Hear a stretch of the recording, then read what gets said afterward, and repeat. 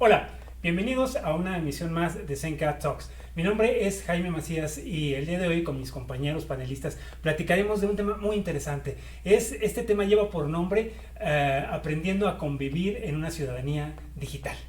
Bien, a finales de la década de los 60, aproximadamente 1969, surge un maravilloso invento que revolucionaría el mundo desde ese entonces hasta estos días. Me refiero a la Internet. Sin embargo, no es sino hasta inicios de la década de los 90 cuando, acompañado del físico Tim Berners-Lee, es que esta tecnología evoluciona para estar disponible para todo aquel que pudiera pagar por el servicio.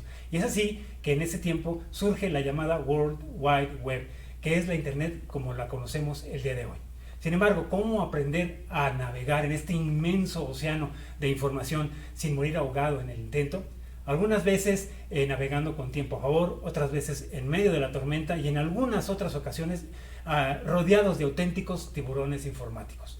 Para platicar sobre este interesante tema que es la ciudadanía digital, el día de hoy me acompañan dos queridos amigos y muy importantes panelistas a quienes voy a proceder a presentarles. Está con nosotros el profesor Víctor Aguilar Flores. Él es profesor de Ciencias Sociales y Humanidades de la preparatoria de esta institución. Víctor, bienvenido.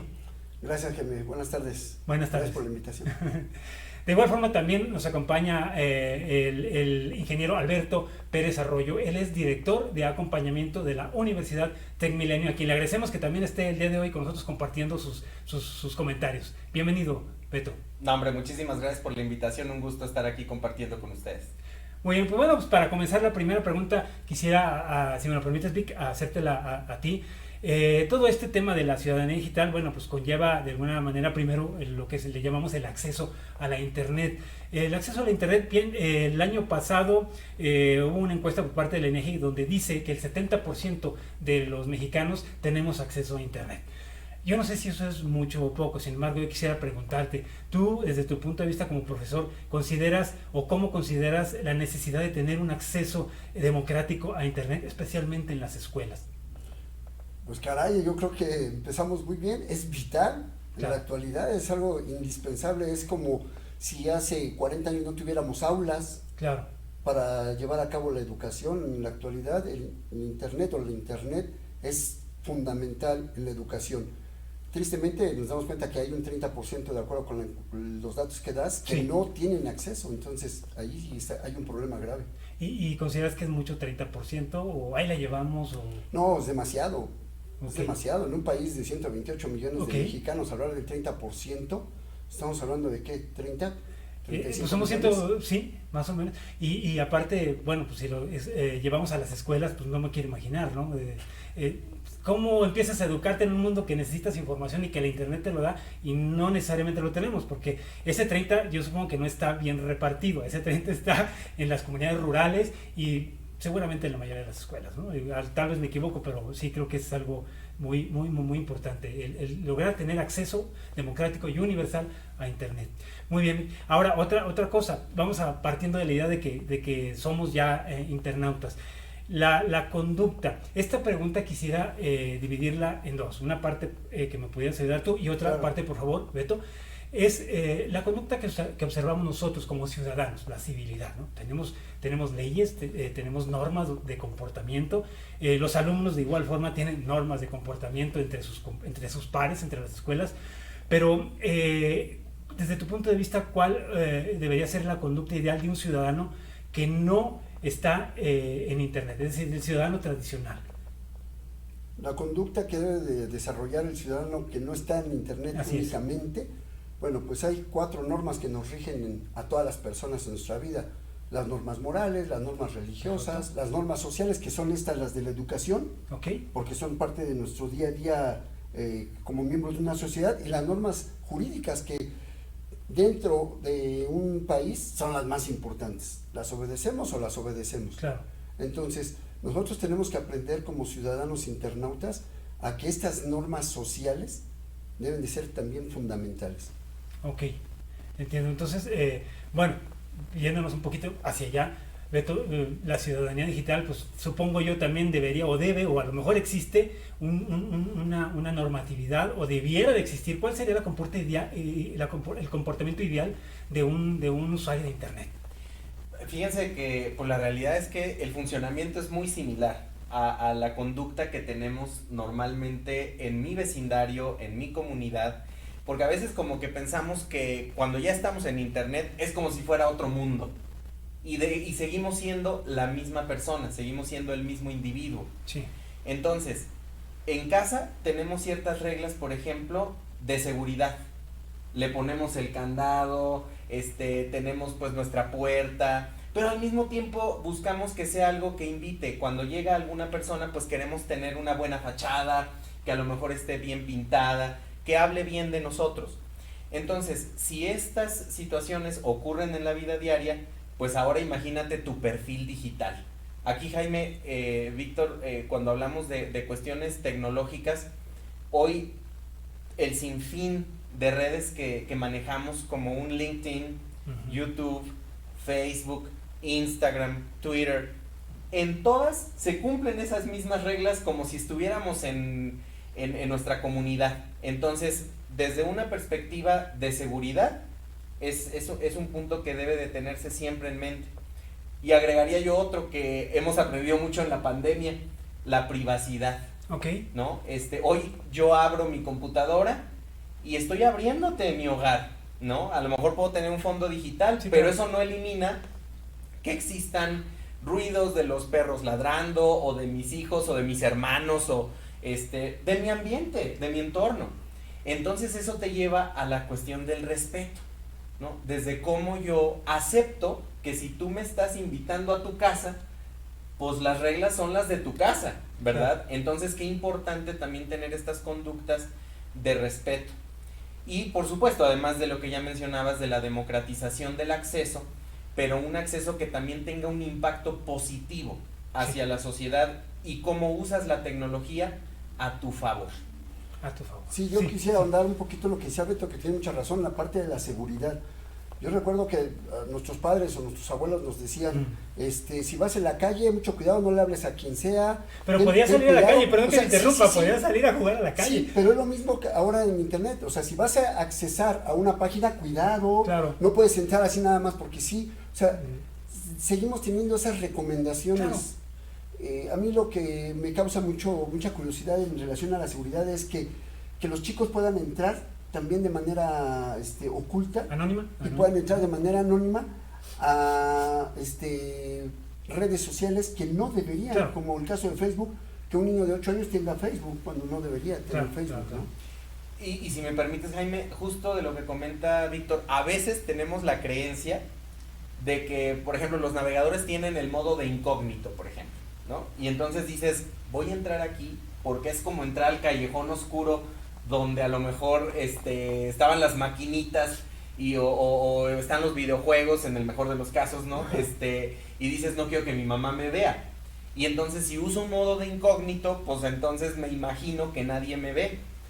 Pero cada acción, y esto quiero dejarlo así súper claro, cada acción que ejecutamos en internet deja huella. Se queda. Toda. Oye, que estaba en incógnito, sí, pero tu proveedor de internet sabe a qué página entraste, desde qué computadora ingresaste, desde tu dirección IP, que es la que identifica al dispositivo con el que estás ingresando. Entonces imagínate que hoy que veíamos en cuestiones políticas, ¿no? En las campañas, todo el mundo pareciera que está esperando a ver a quién le tengo que sacar, como vulgarmente se dice, pues los trapitos al sol. Entonces imagínate tener ese poder de información que puede ser usado a tu favor o en tu contra. Y voy a poner un ejemplo muy práctico. Imagínate que ahorita de jóvenes, ¿no? Yo estoy a lo mejor en una fiesta y me toman una fotografía en la que estoy a lo mejor ingiriendo alguna bebida, ¿no? Esa foto la suben, no la subo yo, la sube mi amigo, claro, pero me taguea, ¿no? Me pone que aquí con Alberto pasándola bien, ¿no? Entonces la sube y ya se quedó. ya se quedó arriba, ya no está en poder de Víctor, ya no está en poder de Alberto, está en la nube, está en el internet. Y entonces imagínate que tiempo después, esa fotografía que fue tomada con fines completamente inocentes puede ser incluso sacada de contexto y utilizada de formas que ni siquiera nos podemos imaginar. Claro. Claro. No, y con tanta tecnología que hay ahorita es fácil tergiversar lo que está sucediendo, ¿no? De hecho, yo mismo me he hecho mis propias escenas donde aparezco en lugares donde no estoy, pero es relativamente fácil. Entonces, si esto lo conocen de otras personas, nuestros hijos, nuestros alumnos, y no sabemos ubicarlos, no sabemos dirigirlos, pueden acabar haciendo cosas malas, que a lo mejor al inicio no lo parecen tanto, pero pueden acabar siendo catastróficas, ¿no? Sí, entiendo perfectamente lo que me dices. Ok, y bueno, ahora voy a tocar otro tema, Vic, que me gustaría que antes de también como que pasarte la pelotita, Beto, el tema de la propiedad, el derecho de propiedad intelectual, el derecho a que yo tenga intelectualidad, cree alguna obra y que yo mantenga esa titularidad o decida a quién se la comparto. ¿Cómo podemos entender esa parte de el derecho a la propiedad intelectual? ¿A qué se refiere? ¿Quién me protege en el mundo no de Internet? Pero referido a la educación, referido a lo que sea. A cualquier contenido que no, yo, bueno, un libro, un pensamiento, una canción, un dibujo, No, bueno, pues estamos inmersos en el área jurídica. Si es un derecho a la propiedad intelectual, está regulado es un bien jurídico que tutela y que te protege y que te corresponde. Sí. Nadie puede utilizar tu imagen si no es con tu autorización. Lo veíamos, regresando al tema de las redes sociales, lo veíamos ahora con la publicación de fotos, de imágenes, que ahora ya se reguló, y ahora ya hay una ley que protege que nadie te puede subir una imagen, una fotografía si no es con tu autorización. Bueno, pues de esa manera, pues igual, el tener todo aquello que tú creas, que tú generas a través de tu mente, de tu intelecto, de tu creatividad, está protegido, debe estar protegido y debe ser únicamente un derecho de quien lo crea. De quien lo crea. Ahí voy. Ahora, por el hecho de que yo cree, por ejemplo, una pintura, porque me gustó pintar y creo una bonita pintura, ¿está protegida o yo tengo que hacer algo en el mundo tradicional? Pues sí, tienes que registrarlo. Okay. Tienes que registrarlo, y aquí la propiedad intelectual, ahora ya tenemos una propiedad industrial que también hay quienes lo comparten o lo combinan, sin embargo son dos áreas diferentes. Uno es comercial, uno va más en el rollo económico, lucrativo, y el otro es más como el que es tuyo, el que reconozcan que esa pintura de la que tú hablas es tuya y no puedan hacer un mal uso de esa pintura. Y una propiedad industrial, pues es todo lo que generas a través de la industria, como son marcas, logotipos, programas, ¿no? Sobre todo en programas de computación, en esa área, pues sí deben estar protegidos, debe estar perfectamente establecido a quién le corresponden. Ok, pero obedece de todos modos a una iniciativa de alguien. Es decir, si yo me duermo, yo puedo crear algo, me quedé dormido y un tercero la registra a su nombre, ¿qué pasa? ¿Ya es de él o yo tengo manera de poder reclamar esos derechos? ¿Tu imagen? Alguna, no sé, volvamos a la pintura. Una pintura no, pues la tienes que registrar, porque si no, ¿cómo sabríamos nosotros quién es el autor, quién es el creador? Ok, pero un tercero la podría registrar a su nombre. Sí. Si yo no lo hice antes. Sí. O sea, es importante entender esa parte. O sea, si por ejemplo tú le regalas un poema a tu novia y tu novia va y lo registra como suyo, es suyo.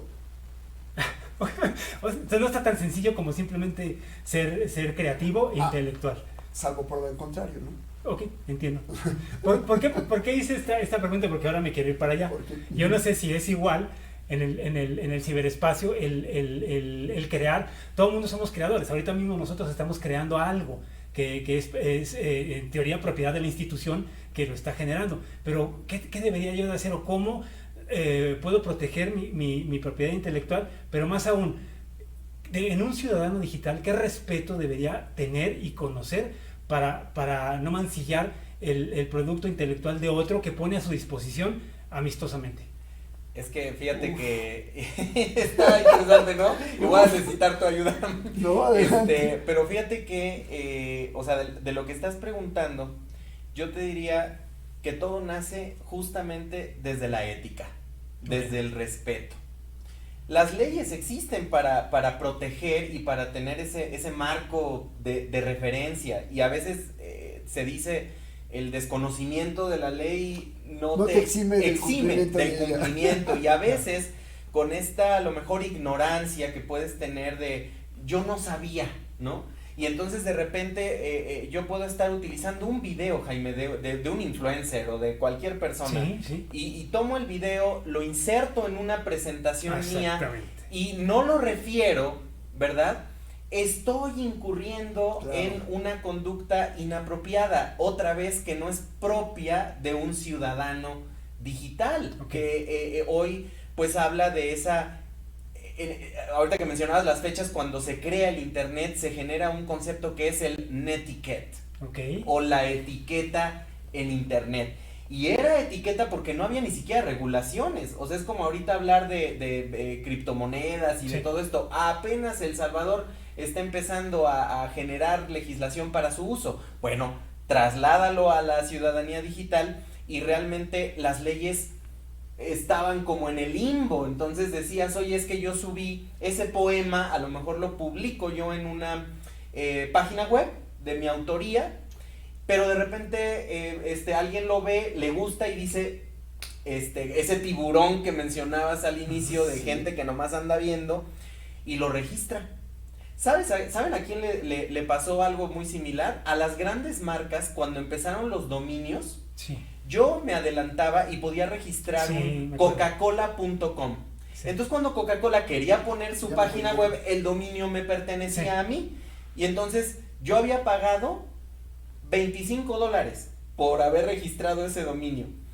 Y cuando Coca-Cola, la gran marca, llegaba y me decía, quiero el Coca-Cola de regreso, le decía, muy bien, pero pues eres Coca-Cola, puedes pagar, entonces, pues unos $3 milloncitos. Claro. Y hubo casos famosísimos de ese estilo. De ese estilo, y déjame decirte que existe, de hecho, actualmente hay un mercado, yo acabo de estar en algunos de lo que le llaman registries, para registrar nombres de dominio, y hay quienes ahí mismo se anuncian, dicen, yo tengo todos estos nombres, ¿quieres utilizar mi nombre?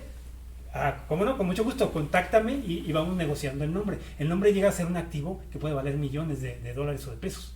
Sí, ahora aquí hay que partir de quién crea lo que haya sido la imagen, el escrito, el documento, el programa, quién lo crea y quién lo utiliza. Claro. El que lo crea es el responsable, es el autor, el dueño y el responsable, porque si generó algo negativo, él es el responsable.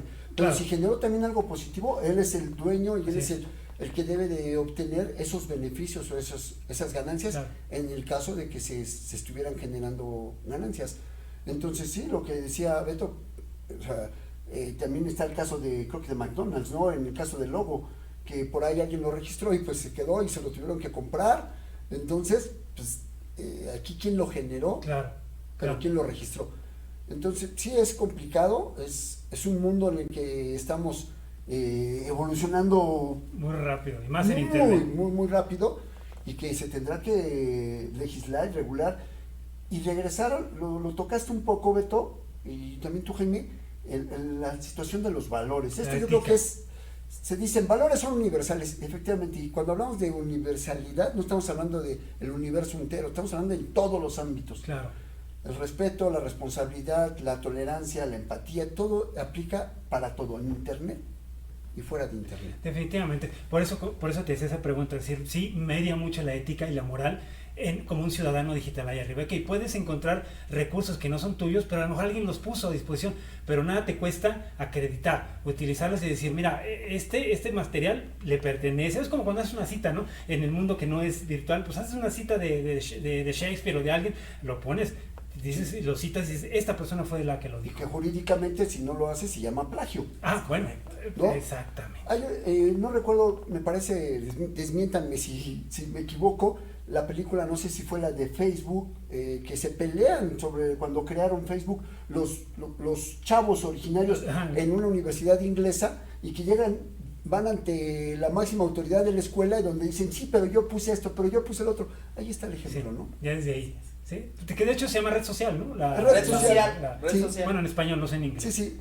Ajá. Y que lo mismo ha pasado con Windows y Apple, y lo mismo va pasando con, sea, pero otra vez a lo que llegas, y yo quisiera dar 2 pasitos atrás, porque esto empieza en casa. Claro. Y empieza en la educación básica. Exactamente. ¿Sí? Si yo empiezo a permitir que los pequeñitos abusen verbalmente de sus compañeros?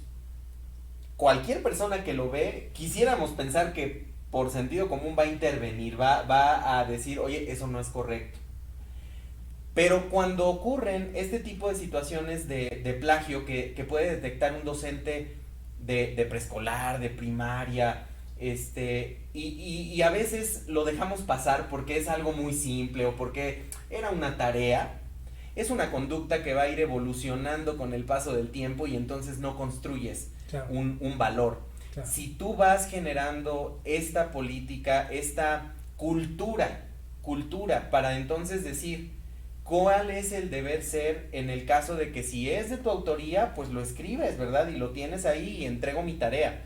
Pero si estoy citando o estoy utilizando y yo como docente me doy cuenta de que no está, hoy hay muchas plataformas, ¿no? que te permiten detectar el plagio basándose en búsquedas de diferentes archivos que están en la nube.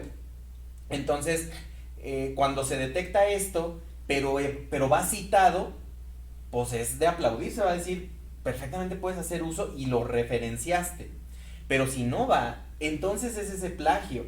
Y a veces los estudiantes hoy pareciera que a veces hasta pueden llegar a molestarse porque dicen, pero ¿qué tiene? Pues si está en internet es público. Exactamente. Es público. Sí está público. Pero entonces imagínate que tú tienes tu coche y está estacionado en una calle pública, ¿no? Y entonces pues llego yo con mi grúa y entonces me llevo tu coche porque está en una calle, en un lugar público, no lo estoy sacando de tu casa, ¿no? Claro. Entonces, pero son estas normas que como sociedad vamos aprendiendo desde que somos niños, desde que estamos en la escuela y que eso va a reflejar ya completamente ese comportamiento cuando estamos en el ámbito profesional. Ok, entonces, sí, perdón, ibas a decir. Apoyando lo que dice Beto, o sea, lo decía hace algunos años Pepe Mujica, el expresidente de Uruguay. Okay, sí. Decía, en la escuela te enseñan matemáticas, física, química, historia. En la casa, respeto, responsabilidad, los valores. Claro. En la escuela los reforzamos, por supuesto. Definitivamente, es parte de nuestra esencia. Estoy de acuerdo. Pero los valores, si no los inculcamos desde niños, respetar las propiedades, lo que no es mío, pues entonces sí está complicado. Y ahí vamos a hablaríamos de uno de los valores más importantes, que es el respeto, ¿no? Es que es el respeto. No, y suena muy lógico, o sea, ¿cómo una escuela puede tener éxito desarrollando o formando a un alumno cuando en la casa le dicen lo contrario? Es decir, sí vas a la escuela supuestamente a aprender a no pararte en doble fila, pero yo, papá, me paro en doble fila, porque mi hijo tiene que bajar para llegar puntual. Es lo irónico, ¿no? Tiene que llegar puntual para respetar el reglamento de la escuela. Pues entonces ese mensaje doble no nos va a conducir a mucho. Es que el día a día es diferente a lo que vivíamos hace muchos años. Sí. En la actualidad seguimos viviendo cosas que no vivíamos, la pandemia. Claro. O sea, yo estoy en mi casa y entraron a mi casa, a mi intimidad, y está mi imagen, que yo, si yo fuera una persona negada a las redes sociales, negada a la internet, negada a todas estas cuestiones, ahora me veo invadido y me veo obligado y presionado a estar a expensas de un alumno que me esté grabando mi clase, que me grabe mi imagen, que la suba a redes sociales, y entonces, ¿dónde está mi derecho? ¿Lo puedo demandar? Esa es la parte que es complicada. Ahí entraremos en otro tema que son los datos personales. ¿No? Sí. Es algo que no habíamos vivido y que ahora estamos viendo. Yo como profesor estoy dando una cátedra y alguien la sube en mi cátedra, ¿no me está violando mi derecho de autor? ¿Mi autoría? Sí. O sea, porque es mía, no es ni siquiera de la institución, ¿no? Claro. Sí, ¿no? Definitivamente. Entonces, bueno, esto de ser ciudadano digital es mucho más complejo, ¿no? O sea, sí, hay la formación cívica, pero debe empezar, entiendo yo, desde el preescolar, desde primaria, desde que eres un pequeñito, un bebé. Y luego para llegar ahí arriba al mundo digital, pues empieza como que a complementar con otra serie de entornos y de situaciones y de coyunturas para verdaderamente lograr ser un ciudadano digital. No cualquiera que pica teclas es ciudadano digital. No, y las bases están en los valores que llevamos en el día a día entre nosotros. Si tú no le enseñas a ser responsable con lo que está observando, con lo que está revisando, pues no lo va a hacer jamás. Si tú no le enseñas que tiene que valorar a sus iguales, pues no. Yo creo, por ejemplo, en el caso de los memes que a todos nos encantan y nos reímos, ¿no es parte de un bullying? Pues, Por supuesto. sí. O sea, imagínate que ves de repente que, o sea, yo me pregunto a veces, dices, ah, ¿ya viste el meme de la niña que está enojada? Y nos reímos. ¿Y si esa niña fuera tu hija? Sí, claro, no Y, te y diría esa tanto. foto se la tomaron en un momento pues, particular, pues es una fotografía, no es que la niña esté así siempre, ¿verdad? Pasó O sea, con nuestro presidente, ¿no? Cuando un youtuber hizo un comentario de la forma del cabello del Sí. hijo del presidente. Si hubiera sido otro niño, a todos nos hubiera reído. Hubo gente que se rió, pero, o sea, ¿qué pasa, no? Con este Claro. tipo de memes. Claro, sí. y si me permites, Jaime, regresándome a un comentario previo de la complejidad que tiene Ajá. la ciudadanía digital, por eso hoy se define como una competencia. Porque necesitas tener de entrada Ah, sí, el de conocimiento, acuerdo. o sea, De acuerdo. necesitas conocer justamente de esas prácticas, de esas normas, de esas legislaciones que poco a poco han ido evolucionando. A lo mejor no necesariamente van a la par del desarrollo tecnológico, pero sí van evolucionando. Entonces, una es el conocimiento, la otra es qué tan hábil eres para hacerlo. Claro. ¿Sí? Qué tanto yo, por ejemplo, puedo entrar y configurar mis redes sociales para que ciertas publicaciones solamente las vea un segmento de mis amigos o de mis familiares, qué tan hábil soy para manejar esa tecnología, otra vez, a mi favor. Pero la tercera, y que la convierte pues en esa complejidad, es el que tengas la actitud. Y Claro. muchas veces tú puedes tener ese conocimiento y puedes tener pues todos los elementos para considerarte hábil, pero si dices me vale, o qué va a pasar si lo hago, o quién se va a dar cuenta, que es exactamente lo mismo que pasa en la realidad física, ¿no? Claro. Personalmente, no digital. Claro. Y fíjate, ahorita que dices, vuelvo a tomar lo de la complejidad. El ciudadano digital, lo ideal es que sea ciudadano digital por convicción. Sin embargo, aquí veo un tema, hay un parteaguas. El ciudadano digital que debe serlo, aunque sea al inicio por obligación, pero debe serlo. Quisiera lanzarte a ti la pregunta. Nosotros, los inmigrantes digitales, los que no nacimos con la tecnología, y con esto me refiero no nada más a mí, sino a mis padres, a mis abuelos, ellos entraron porque así los aventaron, y entonces ellos, como buenamente saben, pican teclas. Ellos no saben que hay estas figuras de la ciudadanía digital, y por consecuencia están vulnerables, muy vulnerables. Aquí me obligo a preguntarte, a ti, Beto, ¿cómo podemos primero entender este término que frecuentemente escuchamos? ¿Qué es la alfabetización? Porque muchas personas hasta se sienten ofendidas. Oye, pues no soy ningún ignorante. Dejemos esos términos aparte. ¿Qué es la alfabetización digital? Justamente es eso, Jaime, y lo vemos, yo te voy a decir un ejemplo, yo no tengo por qué preocuparme de las fotos que anden circulando de mí cuando era niño, Claro. en las redes sociales, ¿verdad? Porque en ese entonces pues no existían. Pero hoy tú ves que hay niños que salía el otro día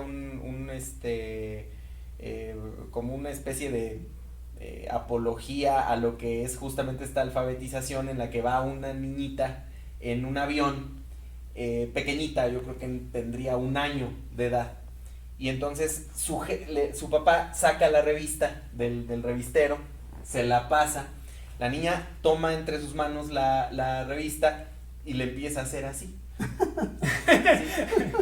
Eso es justamente estas generaciones que se pueden considerar nativo digitales, ¿verdad? ¿Por qué? Porque nací con la tecnología a mi alrededor.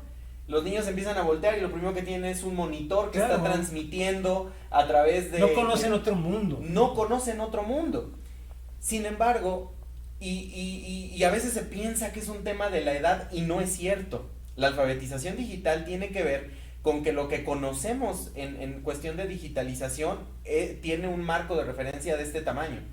Pero la tecnología evoluciona a tal velocidad que realmente es pues, de este otro, Exponencial. ¿verdad? Entonces todos tenemos de entrada que reconocer que tenemos un gap entre dónde está lo que yo sé versus cuál es la realidad.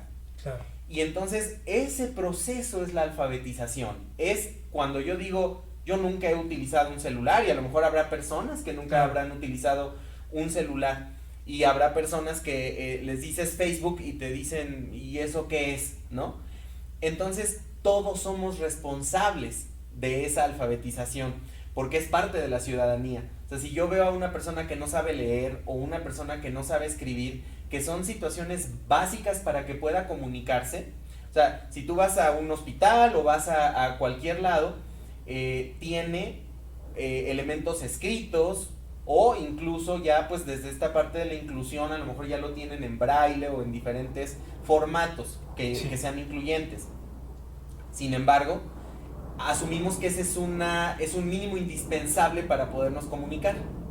Hoy la tecnología ya tiene sus mínimos indispensables, ¿sí? Si tú hoy vas a volar, por ejemplo, en situación de pandemia, para poder salir del aeropuerto te exigen que lleves un QR, ¿sí? Con el resultado del cuestionario de que no tuviste síntomas, claro, y etcétera. Explícaselo a una persona que no tiene un smartphone. Ajá. ¿Cómo va a llegar? ¿De dónde va a sacar el QR? Entonces, a veces, para las personas que estamos detrás del diseño de política pública o incluso de procesos administrativos, se nos puede ir la mano porque desconocemos que existe esta brecha digital, y lo que disminuye esa brecha es justamente los procesos de alfabetización digital. Perfecto, perfectamente. Lo vimos en la vacunación, ¿no? Sí. Había que registrarse, había que meternos a la página. No, hombre. Y pobres de los que... De los abuelos. No tanto, abuelos, papás, algunos, ¿eh? Porque seguramente no faltó aquel que tuviera 50 años que dijo, en mi vida me había metido, Sí, sí, y yo solo, sí. porque si está el hijo, qué padre, bueno. y si no estaba el hijo, ¿no? Que son los que acaban resolviendo el problema, ¿eh? Es- O sea, también es otro tema.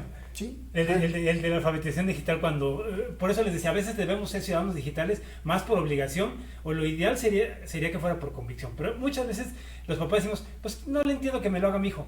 No, nunca es tarde para aprender. Asume el control, asume tu ciudadanía digital, no estés esperando que el hijo o que el nieto te venga a explicar cómo hacer tu registro para el COVID, que de por sí se esmeraron en hacerlo complicado, pero bueno, es otro tema. Muy bien, entonces ahora, Vic, esta pregunta sí, sobre todo por tu formación en la parte de humanidades, la libertad de expresión, tanto que hemos defendido nosotros como seres humanos de toda la vida, sobre todo cuando estamos jóvenes y nos paramos enfrente de la escuela a apedrear y a decir consignas y esas cosas, ¿no? La libertad de expresión es un término que para mi gusto es un tanto complicado o relativo entender el alcance del mismo. ¿Cómo debería ser, considerando lo que tú sabes que es la libertad de expresión en un mundo no virtual, cómo debería ser en el mundo virtual la libertad de expresión? ¿Se vale todo? Exactamente como es en el mundo no virtual. Ok.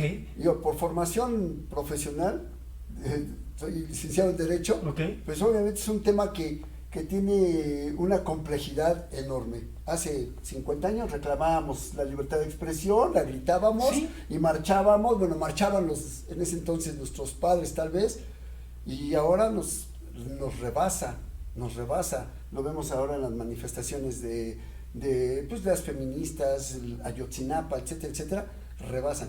¿Qué es lo que tenemos que hacer? Pues yo creo que lo que dice nuestra Constitución es lo que tenemos que hacer: respetar derechos de terceros, Ok.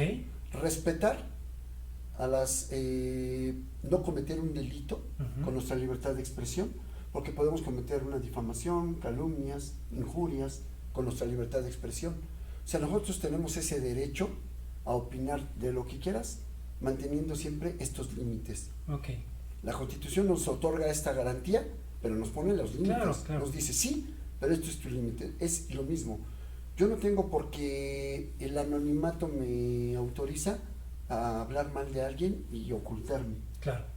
Ustedes que son los expertos en el área digital saben que se puede detectar quién es, ¿no? Claro. O sea, se puede rastrear quién lo originó, quién lo generó, ese comentario, ese insulto, esa agresión.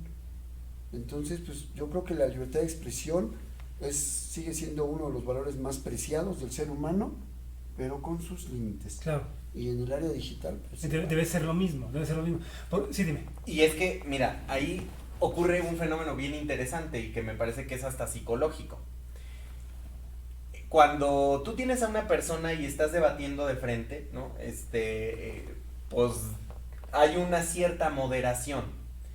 El hecho de que haya una pantalla que nos divide y un montón de distancia física, porque a lo mejor yo puedo estar opinando de una persona que está del otro lado del mundo, ¿verdad? Y que nunca voy a tener de frente.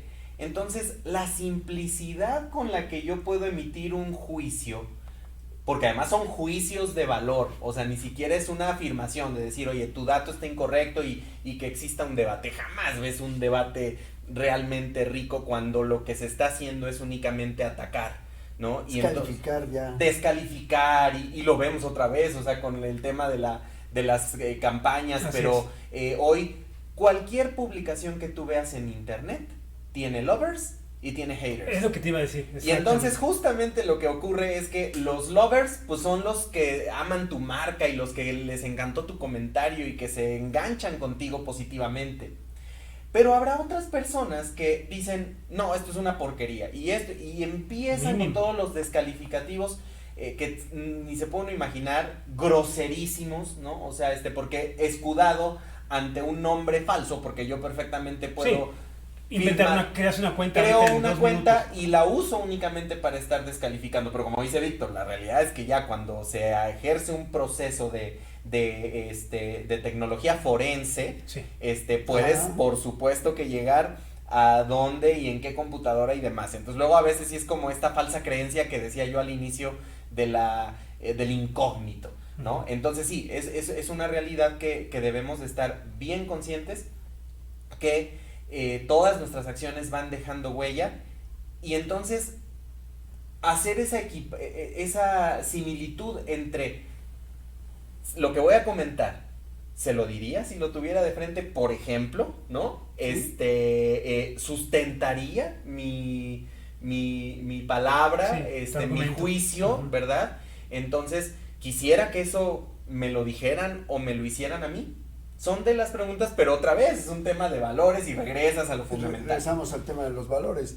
Y mi derecho a la libertad de expresión termina cuando empieza tu derecho. ¿No? Eso es lo que quería. Sí, exactamente. O sea, hay una frontera que también es muy depende de la moral y de la ética. Sí, exactamente. Donde tú ya te empiezas a tergiversar mi libertad, me hace sentir incómodo. Creo que ahí ya tu libertad de expresión debería de detenerse. Y efectivamente, la libertad de expresión aquí se extrapola en internet, Víctor. Porque cuando llegas a internet con los troles, con los haters y con los lovers, es increíble. O sea, cómo te pueden... Se magnifica. O sea, por cualquier cosa te amenazan de muerte, ¿no? Que llega un punto en que a veces hasta lo ven muchas personas natural. Pues es lo mínimo del día, es la cuota del día. No, yo creo que no es correcto como ciudadanos digitales acostumbrarnos a que esto así va a seguir siendo y es natural. Y que regresamos al tema de los valores, el respeto y la responsabilidad que tenemos nosotros con un dispositivo electrónico. Claro. Es una responsabilidad tener un teléfono, tener WhatsApp, tener Instagram, tener Facebook, tener cualquier red social, es una responsabilidad enorme. Y regresando al tema y de seguridad, sí. Porque los chicos no le tienen miedo a teclar. Y hay jóvenes que no te pueden entregar una tarea, pero saben dónde está la deep web. Claro. O sea, saben cómo entrar. Exactamente. Definitivamente. Entonces, bueno, integrando un poco este concepto, quiero entender que pues la ciudadanía digital comienza desde el primer minuto que naces en el seno de tu familia y debe continuar en las escuelas, y cuando termines tu edad escolar debes de seguir cultivando esa ciudadanía digital.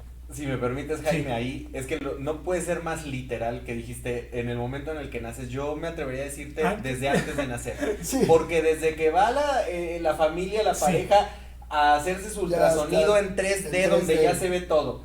¿Qué hacen? Tomas la foto pa'l Face. Sí. ¿Con el permiso de quién? ¿El que está dentro? Le preguntaste a este ser humano si ¿está de quería... acuerdo? ¿A cuántos nos avergonzó a alguien la foto desnudito que en la bañera, ¿no? Y no falta en el álbum. De bebé, ¿no? De bebé. Claro. Pero pues sí, por supuesto, es muy complicado, ya estar ventilando imágenes tuyas sin tu autorización. A ese nivel que dice luego, ya ni siquiera me mostraste desnudo.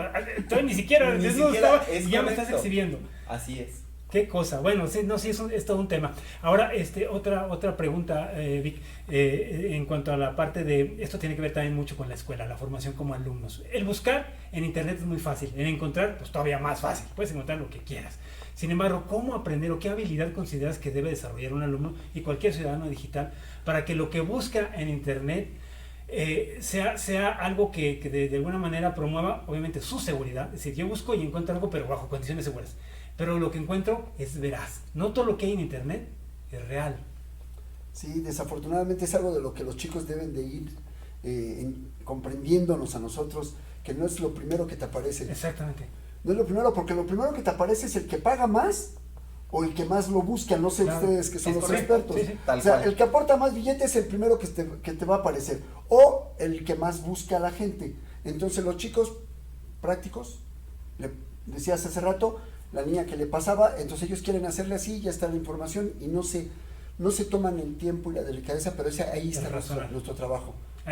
Los chicos deben de aprender a buscar en páginas oficiales, en instituciones oficiales, cuentas oficiales.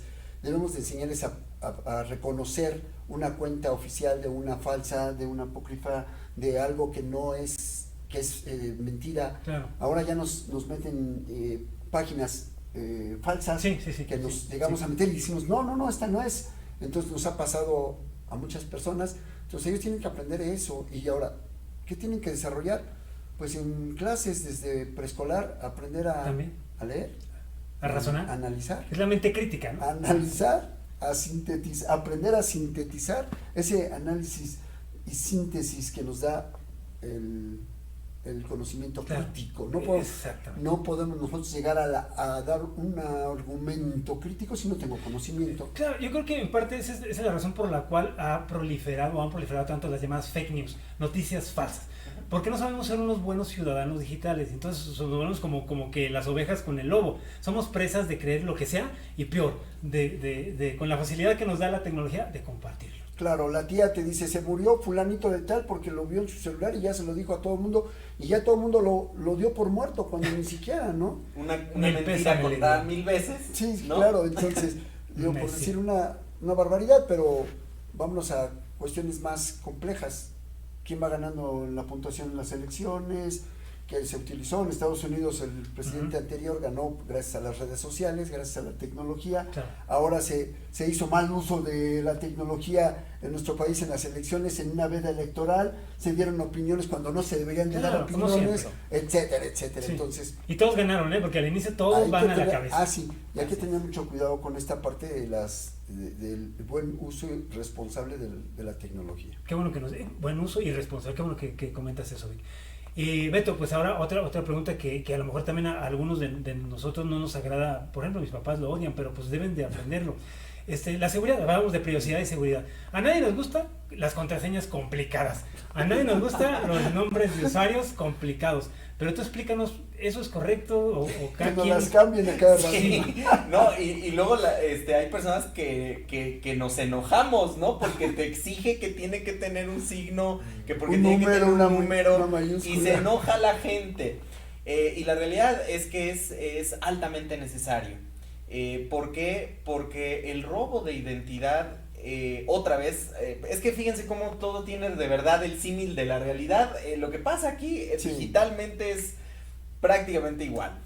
¿Por qué le pones un candado a tu casa? ¿Por qué No deberíamos, pero hay que ponerlo. Pero hay que ponerlo. Y acá yo te diría, imagínate que vives en el barrio más complicado de la ciudad. O sea, ¿por qué?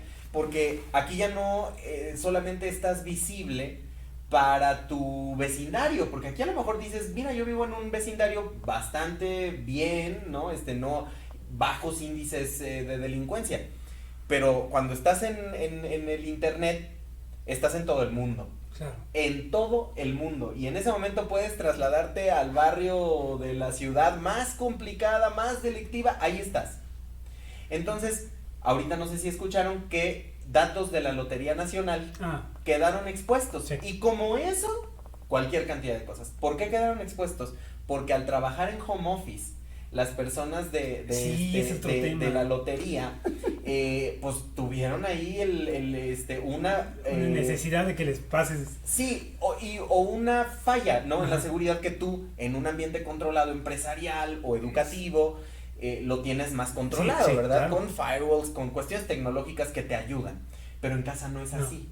Entonces, si yo arranco teniendo que todas mis tarjetas tienen el mismo NIP, ¿por qué todas mis páginas o por qué todas mis cuentas tienen la misma contraseña? El día que esa contraseña quede expuesta, automáticamente la tienes para todo.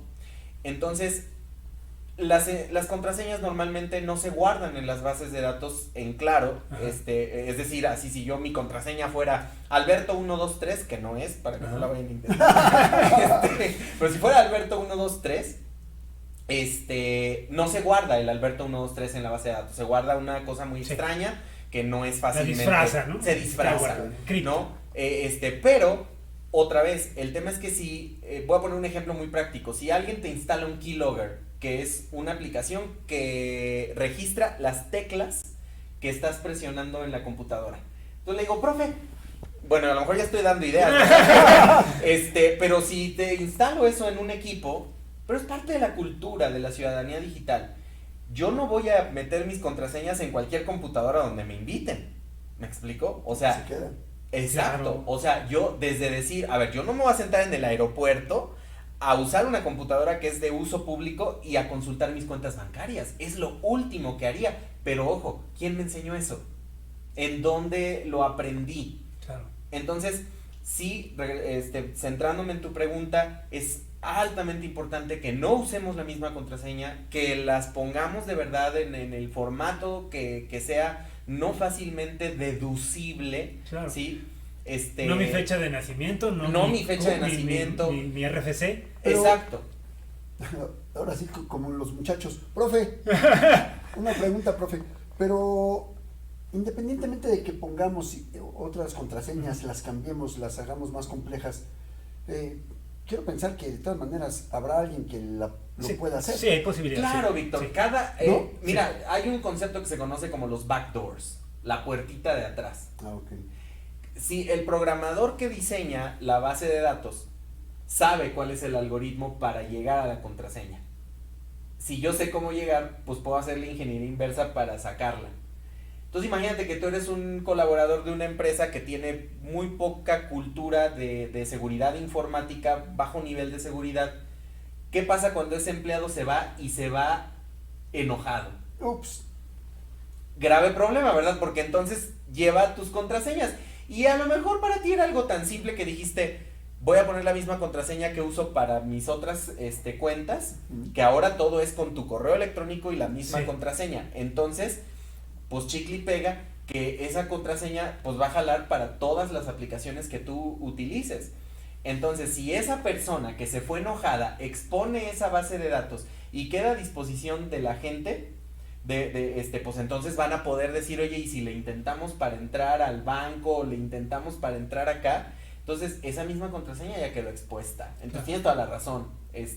No importa qué tan compleja. Por eso, por ejemplo, una buena práctica es el cambiar tu contraseña, ¿verdad? O sea, mantenerla. Hay bancos que, por ejemplo, te sacan la alerta, no sé si les ha pasado, que te dice, ya tienes más de 30 días usando la misma contraseña, cámbiala ahora. Y no te pregunta, te dice, la cambias ahora. Y si pones la misma anterior, te dice, no.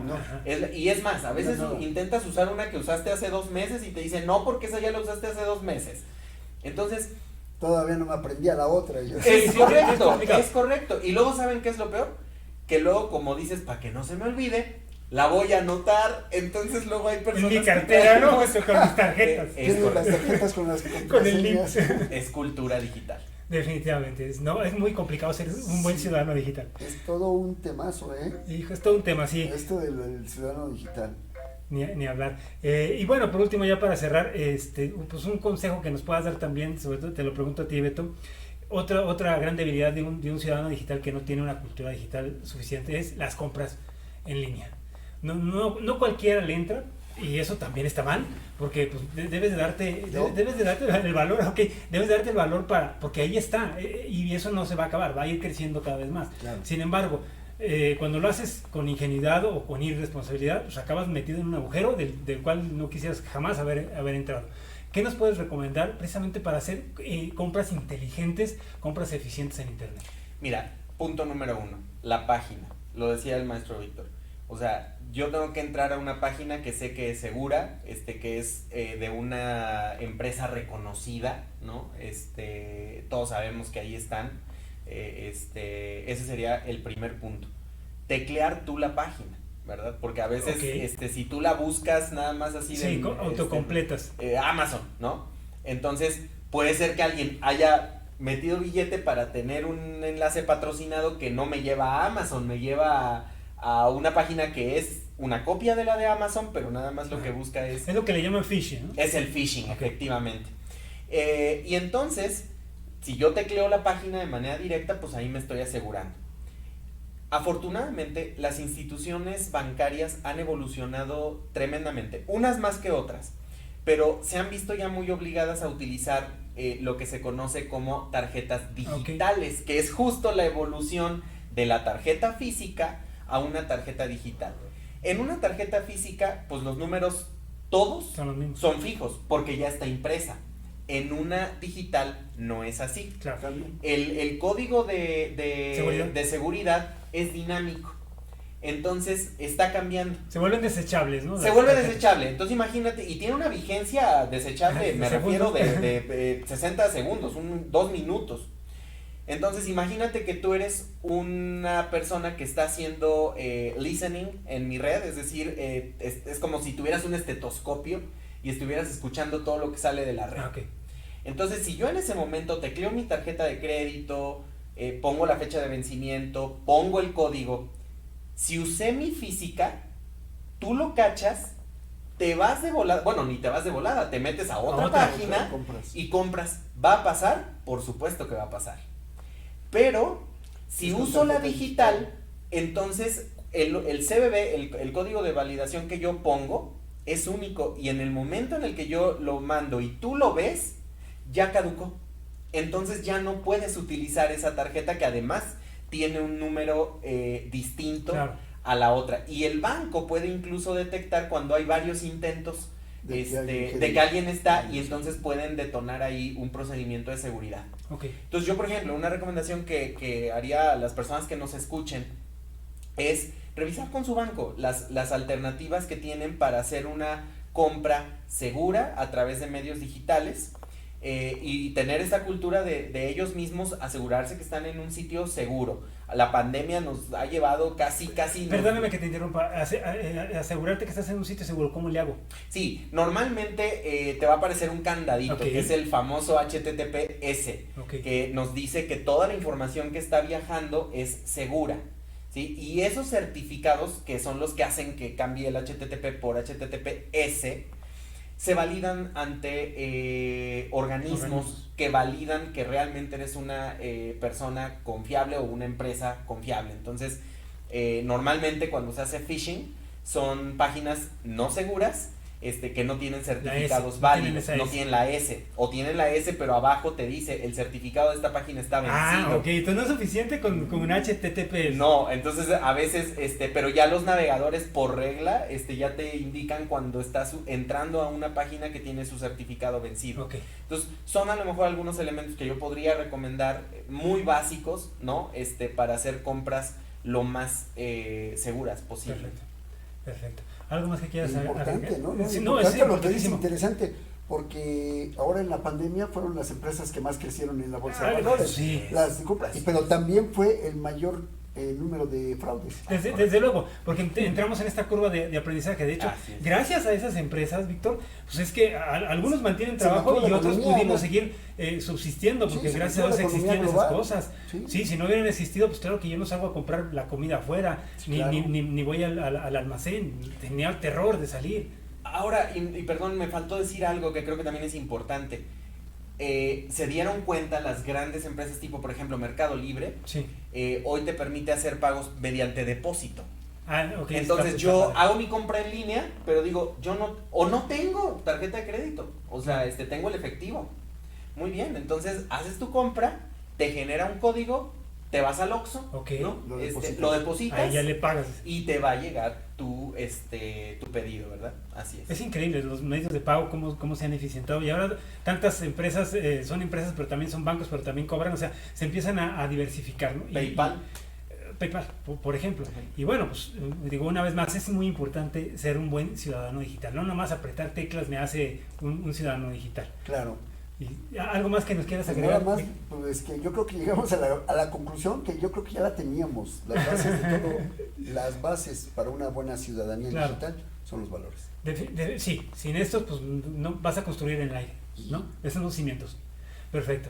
Pues muy bien, pues muchísimas gracias. Quiero agradecerles a los dos, a ti, profe Víctor, a ti, Alberto, que hayan estado el día de hoy con nosotros, pues platicando de estos temas que no son fáciles, porque además esta es una punta de un iceberg. Platicamos en este poquito tiempo. No, eso, la ciudadanía digital es infinitamente más, ¿no? Pero gracias por compartir su conocimiento el día de hoy en esta emisión. Y bueno, pues nada más resumir que la ciudadanía digital, pues si queremos empezar a conceptualizarla y a nosotros desarrollarnos como tal, pues debemos de considerar por lo menos tres grandes áreas. Una de ellas, pues es obviamente el respeto. Otra, la seguridad. Y por sobre todo, la educación. Solamente de esta forma podemos ir incrementando nuestra cultura digital, de forma tal que precisamente todos como ciudadanos digitales logremos capitalizar, es decir, tomar o usar a nuestro favor las tecnologías de la información y evitar con ello que sea al contrario. Muchas gracias por haber estado con nosotros en esta emisión de Zenka Talks. Esperamos poder verlos en una próxima. Hasta entonces, hasta luego.